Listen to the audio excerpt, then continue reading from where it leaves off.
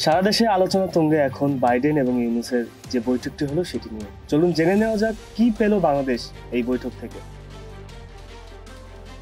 বাংলাদেশের অন্তর্বর্তীকালীন সরকারের প্রধান উপদেষ্টা অধ্যাপক মোহাম্মদ ইউনূসের সঙ্গে যুক্তরাষ্ট্রের প্রেসিডেন্ট জো বাইডেনের বৈঠক নিয়ে বিবৃতি দিয়েছে হোয়াইট হাউস। সেখানে জানানো হয় বাংলাদেশের নতুন সংস্কার কর্মসূচিতে অব্যাহত মার্কিন সমর্থনের কথা। এছাড়া রোহিঙ্গা এবং বাংলাদেশে তাদের আশ্রয়দানকারী স্থানীয় জনগোষ্ঠীর জন্য যুক্তরাষ্ট্র নতুন করে প্রায় $20 কোটি আর্থিক সহায়তা ঘোষণা দিয়েছে। তবে সরকার প্রধান হিসেবে ডক্টর ইউনূসের জাতিসংঘে উপস্থিতির পর যুক্তরাষ্ট্র সহ পশ্চিমা দেশগুলো যে উচ্ছ্বাসিত প্রতিক্রিয়া দেখিয়েছে তা থেকে বাংলাদেশও যেমন সহযোগিতা বার্তা পেয়েছে, তেমনি আন্তর্জাতিক সম্প্রদায় বাংলাদেশ সম্পর্কে ইতিবাচক বার্তা পেয়েছে, এমনটি মনে করছেন আন্তর্জাতিক সম্পর্ক বিশ্লেষকরা।